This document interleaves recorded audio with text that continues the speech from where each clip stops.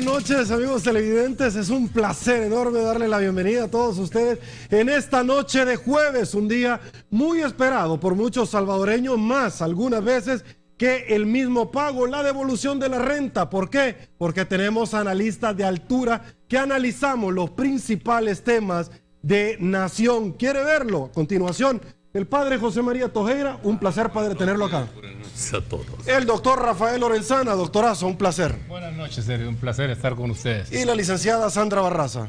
Me hace sonreír, Sergio. Buenas noches a todos, un gusto estar acá y un saludo a todas las personas que tienen la amabilidad de saludarnos siempre. Esta noche vamos a hablar, señores, sobre los actos de corrupción que investiga la Fiscalía General de la República en la Diego de Holguín. Vamos a tener varias llamaditas telefónicas. Quédese con nosotros. Sabemos que le va a gustar desarticulación de una parte del cartel de Texas, entre otros temas que vamos a abordar acá esta noche con todos nuestros panelistas. Vamos a estar hablando de todos los temas de coyuntura nacional. Saludamos a Banco Agrícola, que hace posible este primer segmento. Y bueno, arrancamos esta entrevista con un tema que ha llamado muchísima la atención de todos los salvadoreños, que se ha posicionado dentro de las maderas de los rotativos más importantes de nuestro país, y es las diferentes capturas que la Fiscalía General de la República ha realizado hasta este momento por el caso denominado La Diego de Holguín, o Monseñor Romero, si usted lo quiere ver así. Y es que la Fiscalía General de la República todavía sigue en el intento de detener. Son 16 órdenes de captura hasta este momento. Lo que sí es cierto es que todavía no se confirma si el señor Gutiérrez, exministro de Obras Públicas, está dentro de estas 16 personas. Padre Tojeiro, arranco con usted rápidamente para conocer sus impresiones de esta investigación, de estas detenciones, de tanto tiempo luego de que el mismo ministro de Obras Públicas presentó una gran cantidad de cajas a la Fiscalía General de la República, y hoy por hoy se está ya perfeccionando la detención de estas personas. Bueno, a mí que se investiguen estos casos me parece que es obvio, ¿verdad?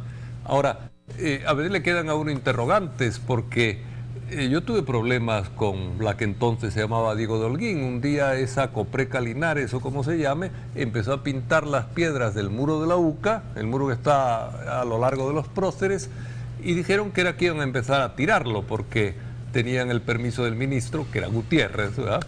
Tenían el permiso del ministro para tirarlo, sin previo aviso, sin ningún tipo de negociación, etcétera, sin proceso legal de expropiación, digamos, cosas de estas.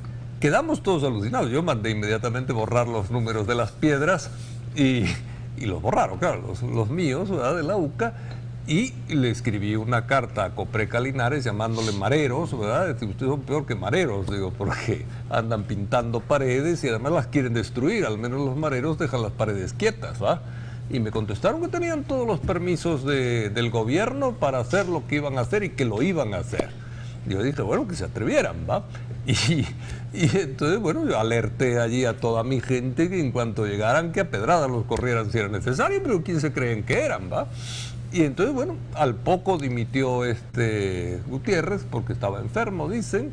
Entró Nieto y hablé con él y me dijo, no, padre, vamos a cambiar estos procesos porque yo estoy tratando de arreglar unas cosas que me han dejado estropeadísimas, no sabía esto de ustedes, disculpen y tal. Es decir, yo la verdad me sentí mejor tratado por Nieto que por Gutiérrez. Entonces, bueno, cuando empiezan ahora las cosas, dice uno, bueno, yo creo que algo había antes también que era bastante turbio en aquel tipo de negociaciones que no tenían en cuenta los derechos de las personas, ¿verdad?, y de las instituciones. Querían quitar media manzana y a la UCA y tirarle el muro, pero así, sin avisar y sin decir nada. Entonces, no sé, creo que falta todavía, ¿verdad? Está bien que se investigue, pero creo que falta.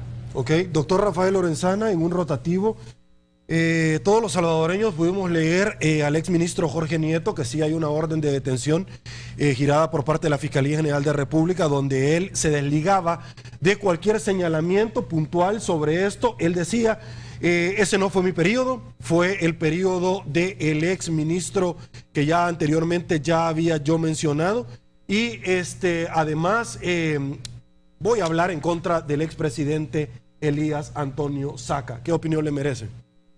Bueno, en primer lugar, aquí este panorama está bastante turbio, bastante oscuro.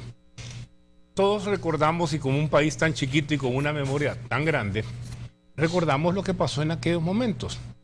Quien empezó con la creación de la Diego de Holguín y los contratos y aquellas cosas bastante poco claras, y que aparentemente no está en una orden de captura, es David Gutiérrez. Todo el mundo hablaba en aquellos tiempos de, no sé porque no me consta, de le llamaban a alguien el diezmo, porque decían que era el 10% de todas las contratos y las mordidas que se daban en aquel entonces. Yo tengo entendido que cuando nosotros en El Salvador vamos y elegimos a un presidente, nosotros elegimos a esta persona que tiene mucho poder y que nombra a sus funcionarios a su gabinete, y que es la persona que sale en todas las fotos cada vez que se inaugura alguna obra y que toma el crédito de sus funcionarios que le sirven a él.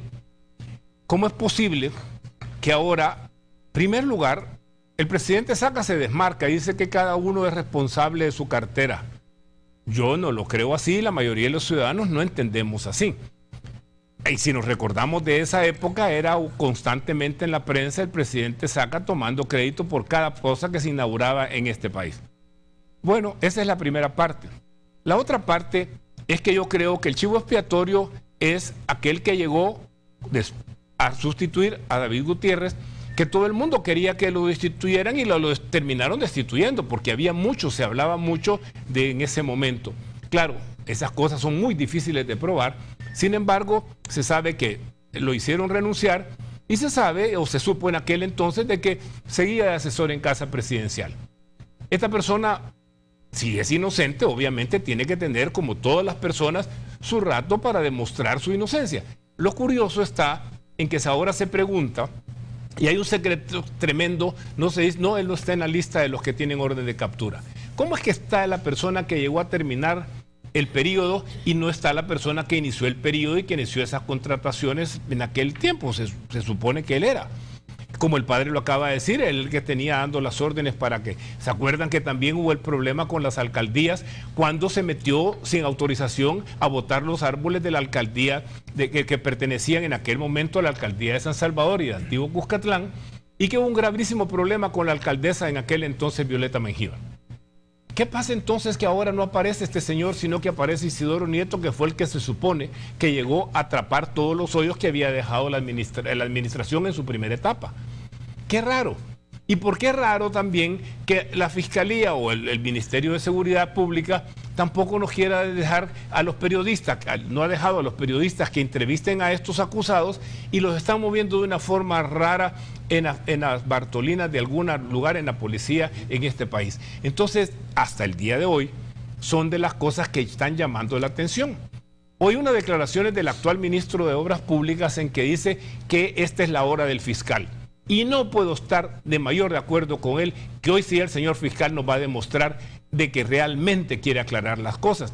Estos son unos buenos pasos, pero aquí tenemos que escarbar bastante, Sergio, bastante. Ok, y precisamente usted ya lo mencionaba, la persona como hecho generador de todo esto es el ministro de Obras Públicas, Gerson Martínez, que en diferentes oportunidades cuando nos ha acompañado acá en esta tribuna de entrevista así lo ha acotado. Y bueno, qué mejor funcionario para explicarnos esto que el mismo ministro de Obras Públicas. Muy buenas noches, señor ministro, un placer tenerlo en 8 en Punto. Sergio, muy buenas noches. Un saludo para Sandrita, para el padre Tojeira y para el doctor Lorenzana. Gracias, ministro. Aquí lo reciben los panelistas. Quisiéramos conocer sus impresiones de primera mano sobre las detenciones que se han realizado. Y quiero agregarle algo más, porque me llamó mucho la atención cuando usted dijo, ojalá no vayan a pagar justos por pecadores. Cuénteme, ministro, por favor. Bueno, no podemos menos como ciudadanos que alegrarnos, felicitar al fiscal general de la República porque ha adoptado las acciones que constitucionalmente él está obligado, y lo que esperamos como país es que haya justicia, en el entendido que la justicia es un asunto que no solo es de abogados, es de ciudadanías. Cómo no, ministro, cuando usted presentó esta documentación, y voy a ser muy enfático, ¿qué años estaban resumidos en esta para tener un poquito de contexto, por favor? Bueno, efectivamente fui a la Asamblea Legislativa el 13 de mayo. Fui citado por la Asamblea Legislativa en un oficio en el que ellos me solicitaban un informe sobre el destino que se le dieron a los recursos que originalmente se habían destinado para la construcción de la misma. Y me pedían textualmente explicación de por qué esta Secretaría de Estado no había ejecutado esa obra en las administraciones anteriores. Estos son los años del 2004, 2005, 2006.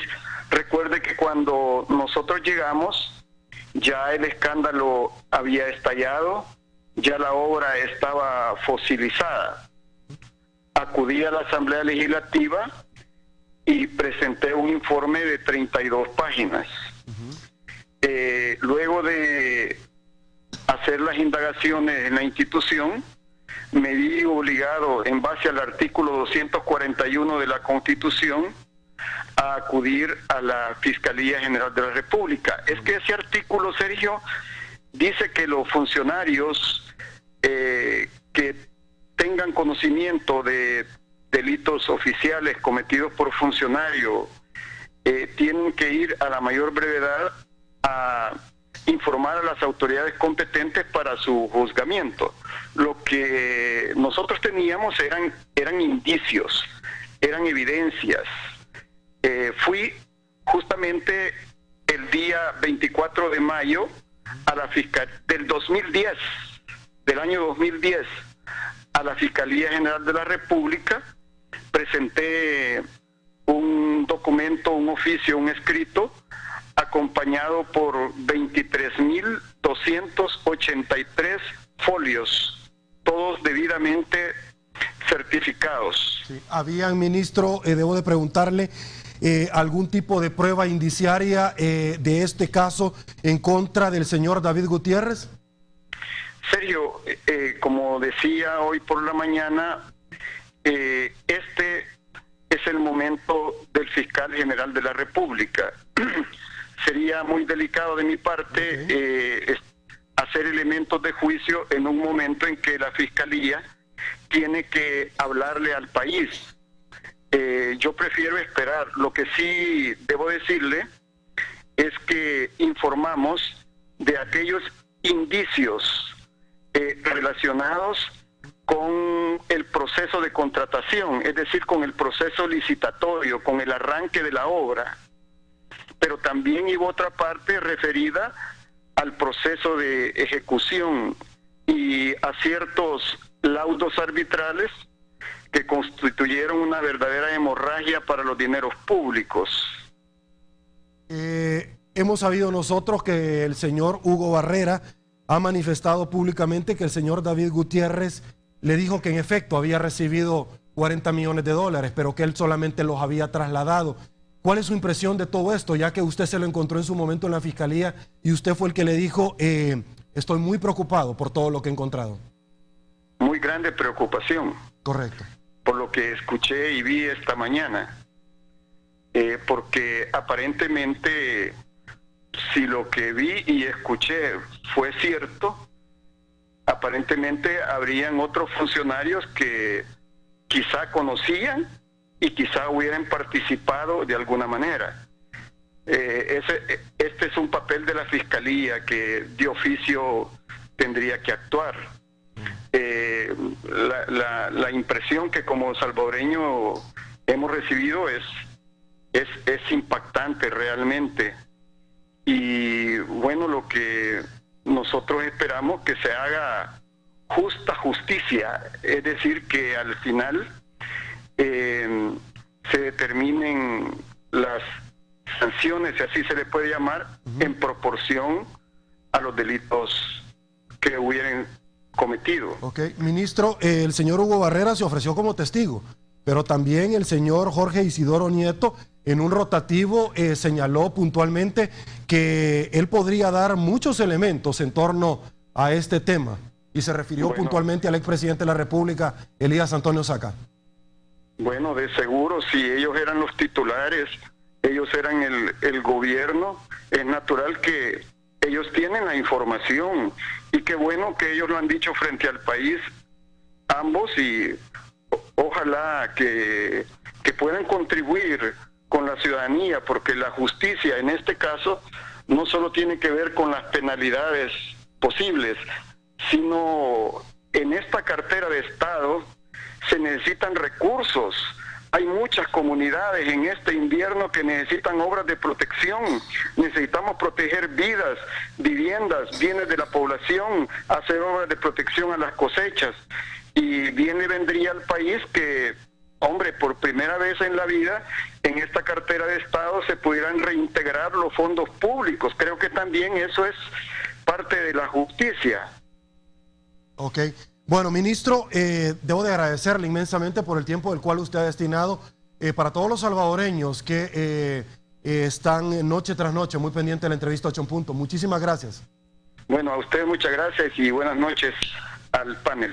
Gracias. Licenciada Sandra Barraza, buenas noches. Reacciones, por favor, ante lo que ha dicho. Bueno, yo espero que realmente sea el momento para empezar a dar señales que en este país no se tolera la impunidad.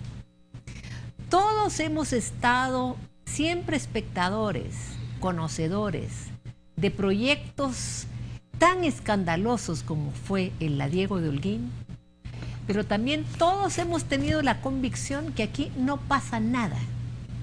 Es vergonzoso, pero no pasa nada. Todo el mundo sale campante para su casa con bolsas, cajas y demás a gozar el mal uso de los recursos públicos, y todos los ciudadanos tenemos que pagar esas irresponsabilidades, esa corrupción. Yo no dudo que el trabajo que ha hecho el ministro Gerson Martínez de varios metros de papel para documentar el caso va a ser suficiente para que la Fiscalía haga su análisis, su investigación y efectivamente asuma las dos atribuciones que tiene: defender los intereses del Estado y defender los intereses de la sociedad.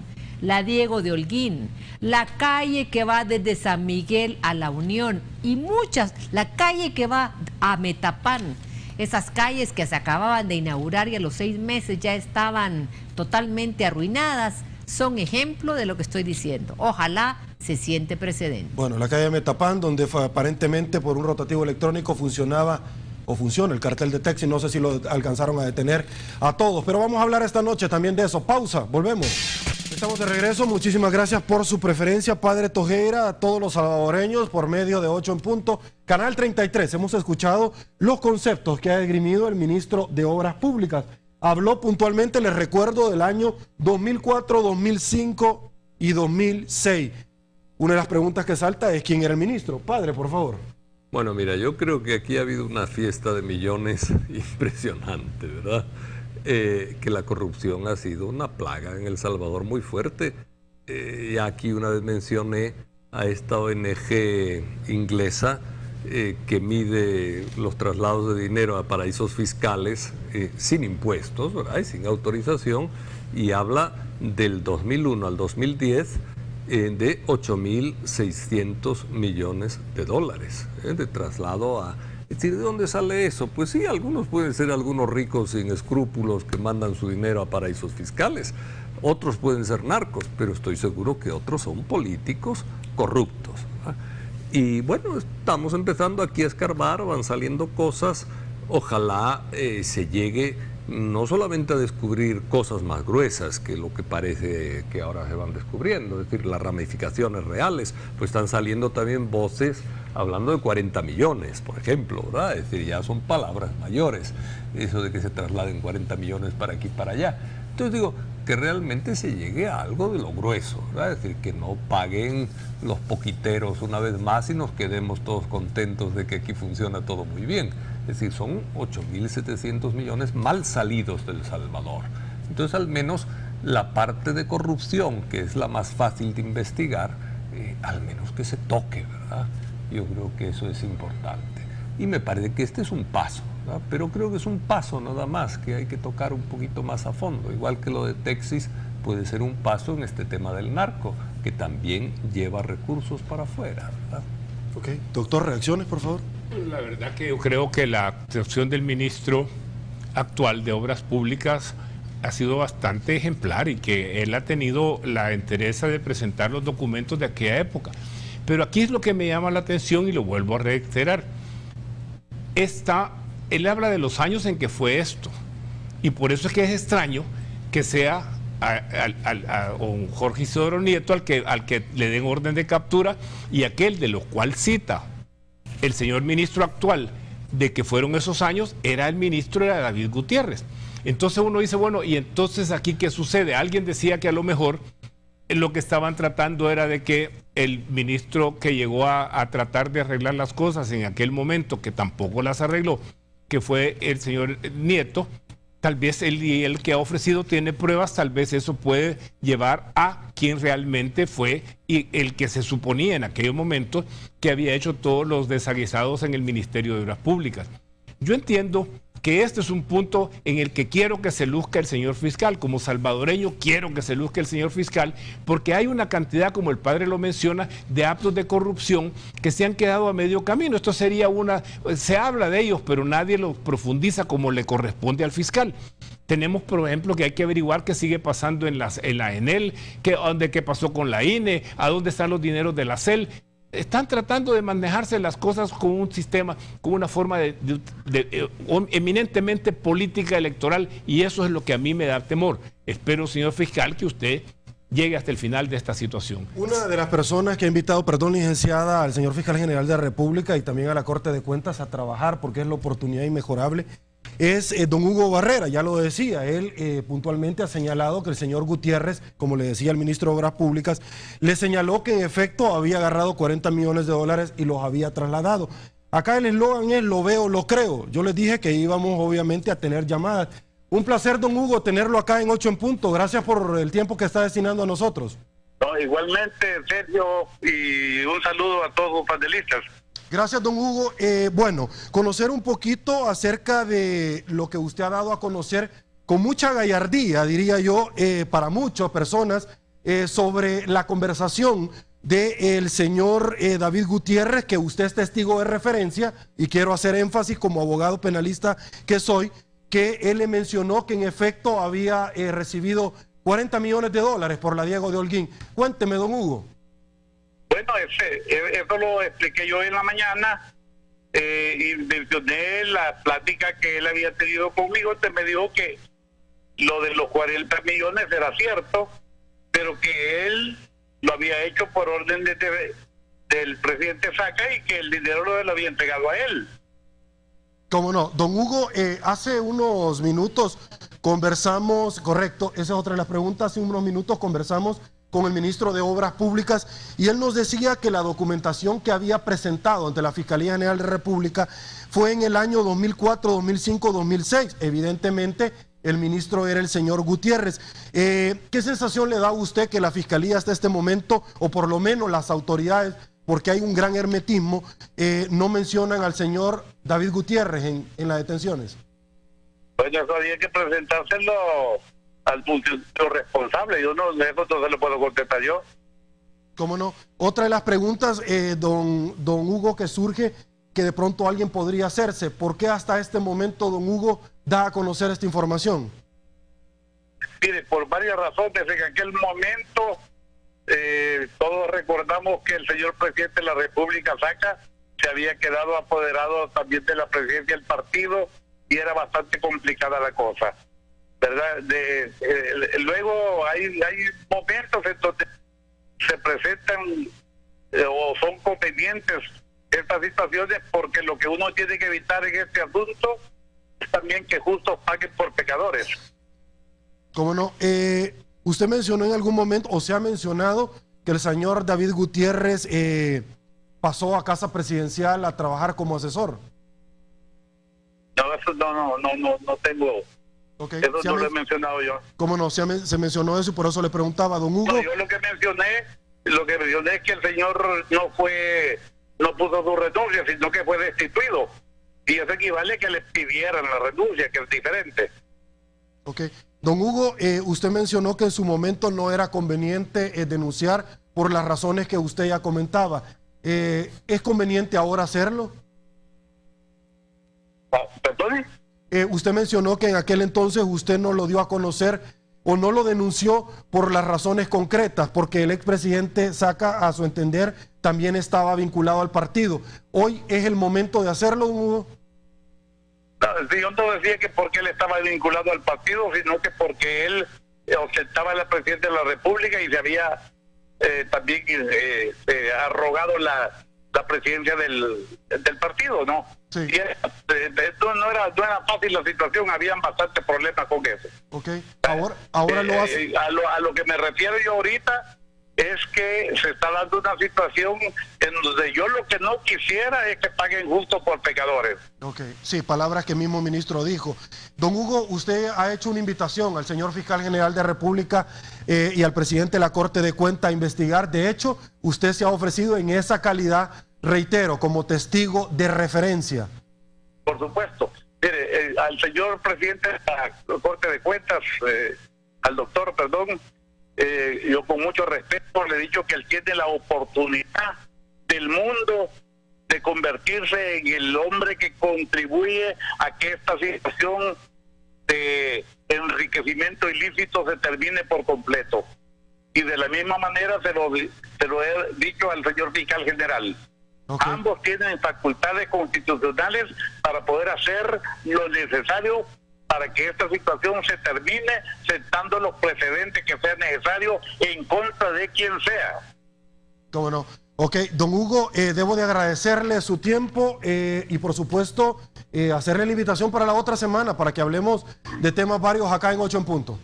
Con mucho gusto, Sergio, y le agradezco bastante la oportunidad y un saludo a todos sus panelistas, por favor. Gracias a usted. Licenciada, reacciones, por favor. Bueno, yo esperaría, ojalá, que aun cuando sorprende que sea tan tarde, comprendiendo la explicación que hace el que fuera entonces parte del COENA, yo esperaría que algún partido político efectivamente se apropie de lo que es la transparencia y la lucha contra la corrupción.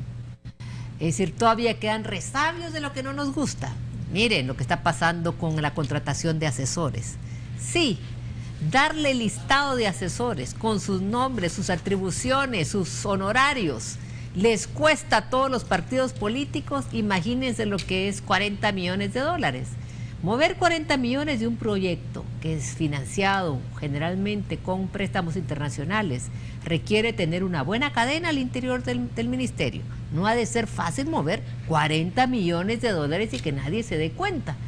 Y además los ministros se reportan a los presidentes. Hay responsabilidad compartida en la ejecución de recursos porque obviamente había y hay un comisionado de seguimiento a la inversión pública que permanentemente monitorea la ejecución de la inversión que se tiene. Entonces, hay mecanismos para controlar desde Casa Presidencial, porque Casa Presidencial tiene a un comisionado de seguimiento a la inversión pública. Hay responsabilidad. Yo me imagino que si se pierden 40 millones en un proyecto sin explicación en la ejecución, cualquiera tendría que preguntar, ¿y aquí qué está pasando? Sí, no es una montaña que se mueve para un lado para el otro. 40 millones, son 40 millones. El Chaparral, pausa. Volvemos con más, señores.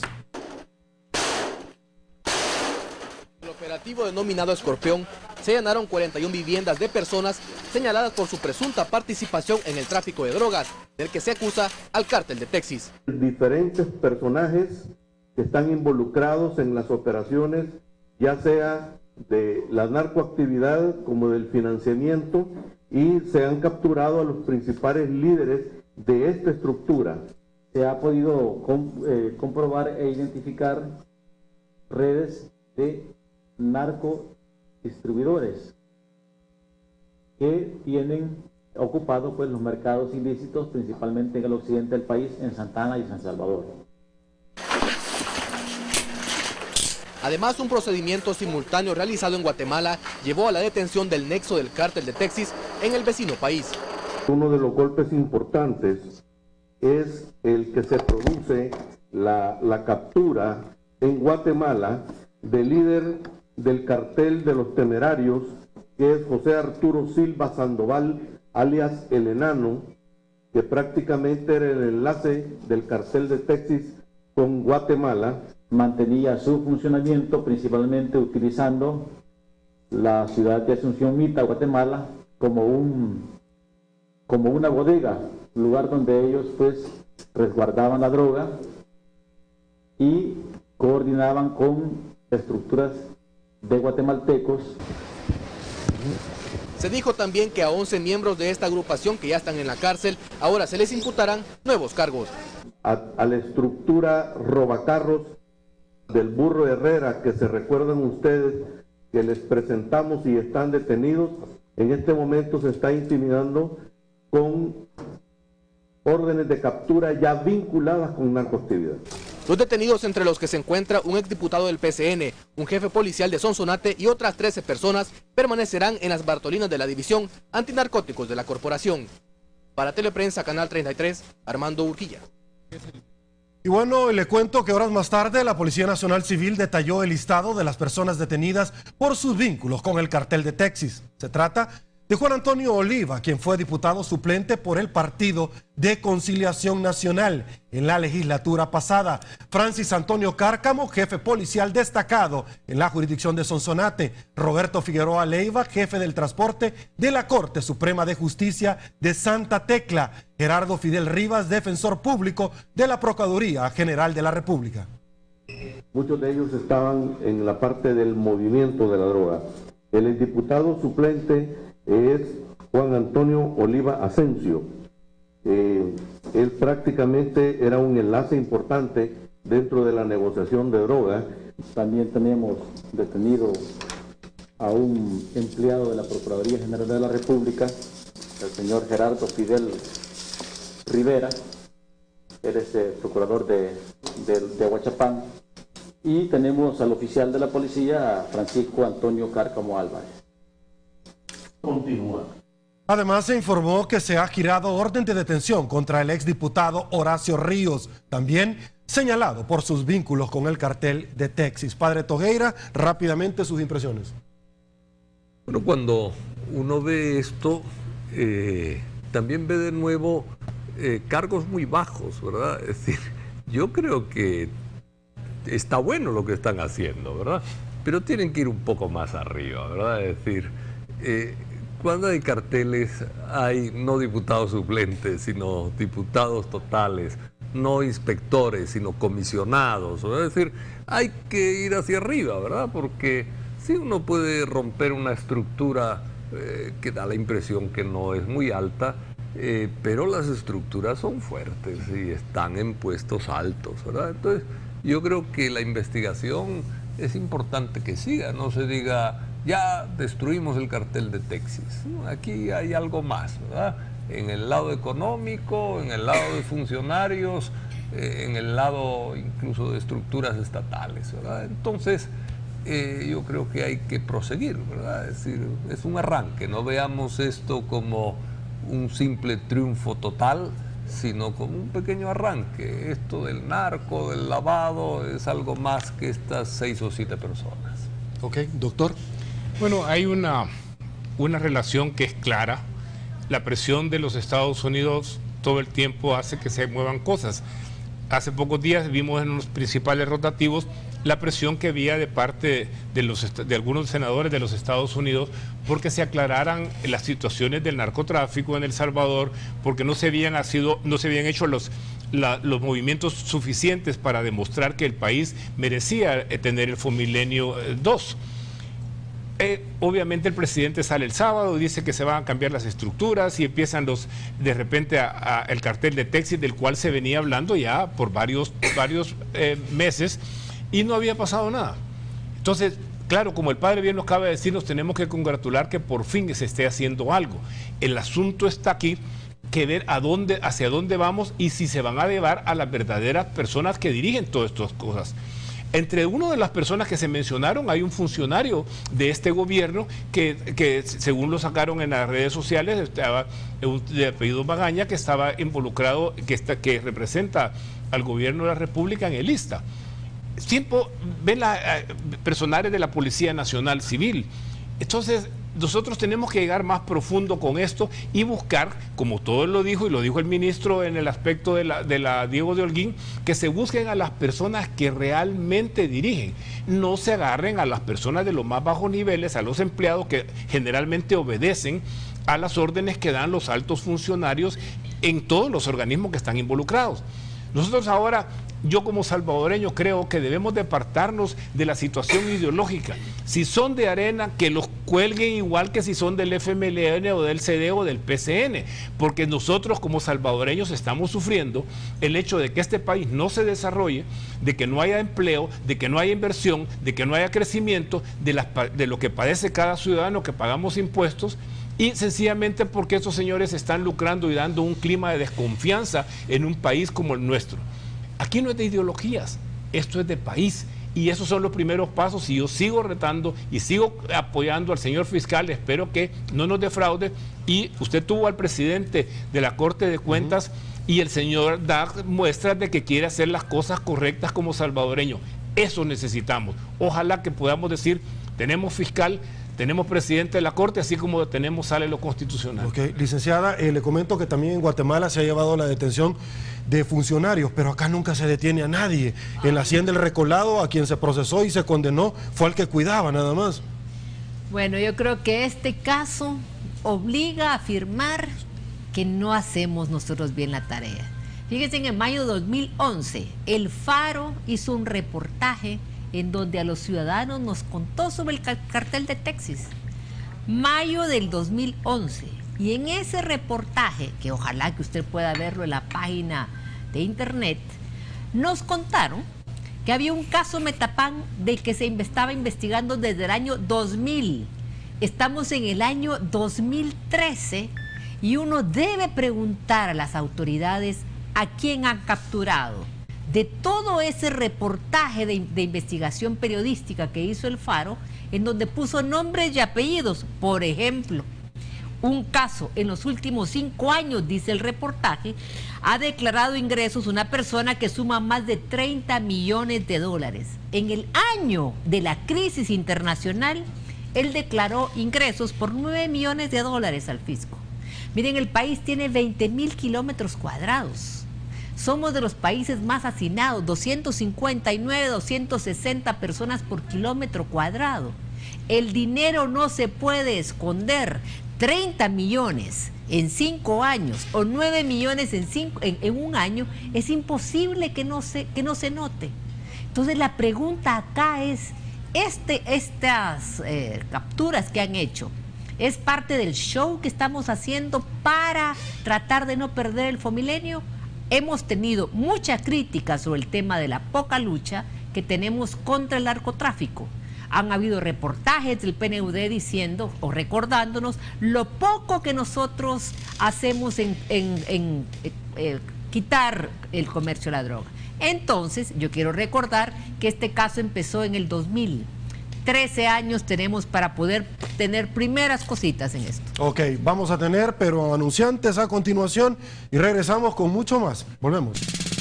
Estamos de regreso, muchísimas gracias por su preferencia, Padre Togueira. Este día, el expresidente Elías Antonio Saca se inscribió, hizo una coalición, de las cuales claramente acá los tengo a mi costado, en la forma en el cual van a converger estos partidos políticos en esta coalición y en el cual va a correr como candidato a la presidencia de los comicios electorales del próximo año.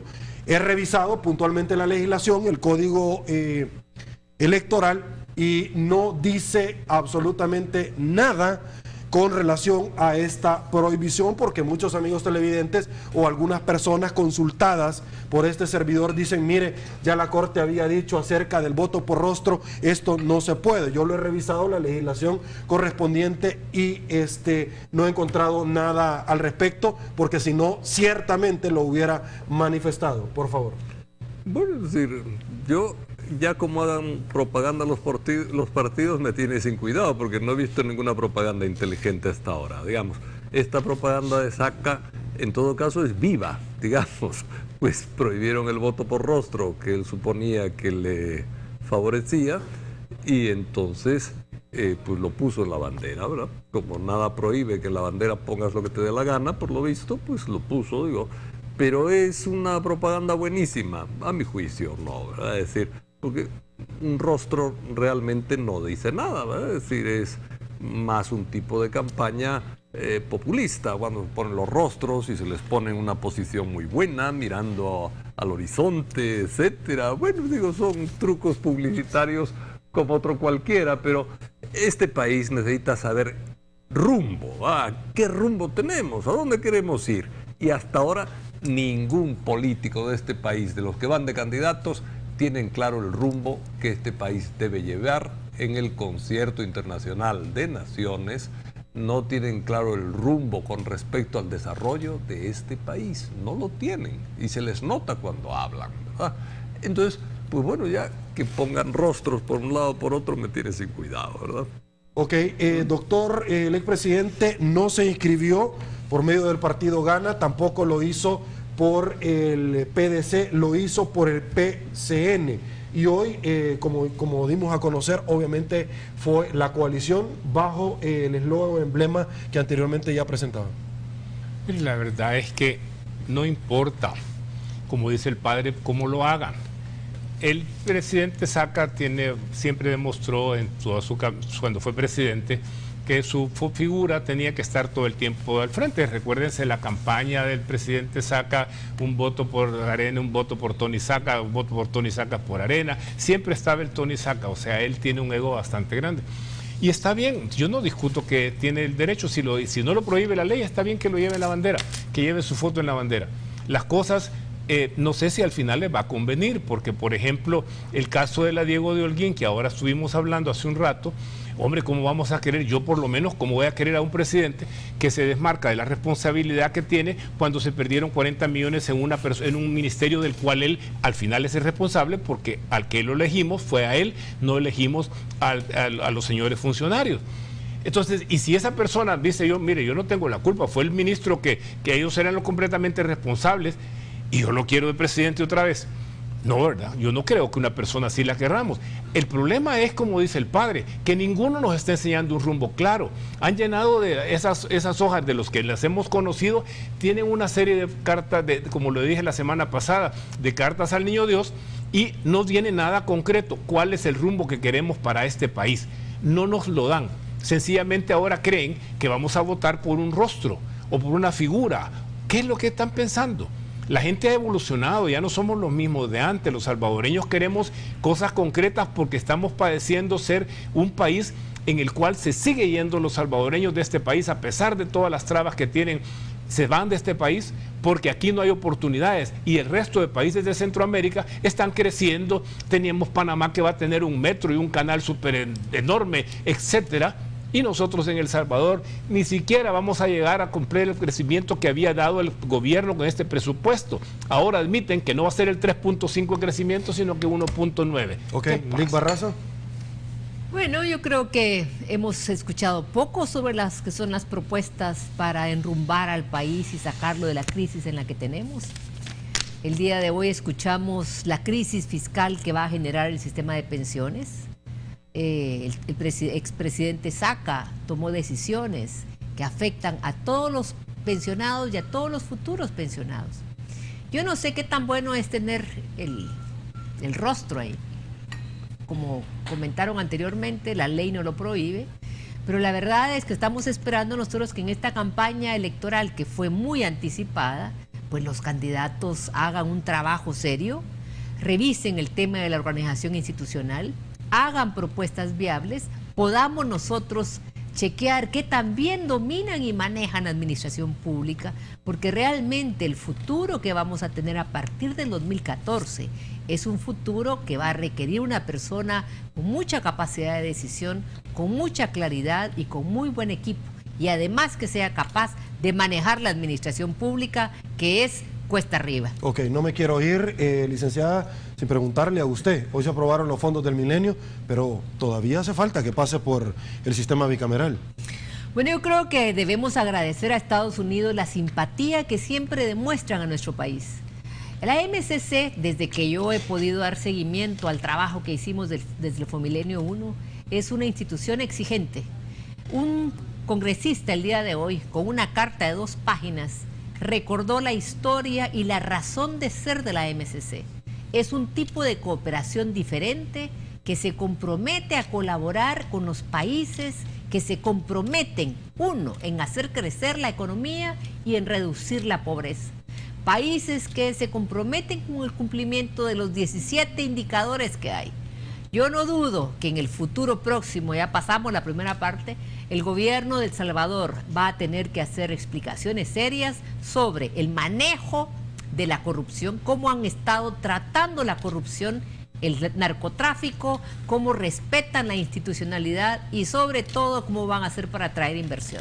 Con eso nos quedamos, llegamos al final, lamentablemente, de 8 en punto el día de los jueves. Padre, un placer. Hasta la próxima. Doctor Rafael Lorenzana, un placer. Ha sido un placer estar con todos nuestros amigos televidentes que nos siguen. Licenciada, gracias. Buenas noches, un gusto haber estado acá. Hay mucho más, todas las semanas tenemos algo que comentar. Gracias. Amigos televidentes, quédese con Solo Fútbol. Ya se vence el plazo de los 30 días de suspensión de los jugadores y ahora están en los testigos. Vamos a abordar ese tema. Buenas noches, será hasta mañana y que el Señor los bendiga a todos. ¿Cuándo se vence?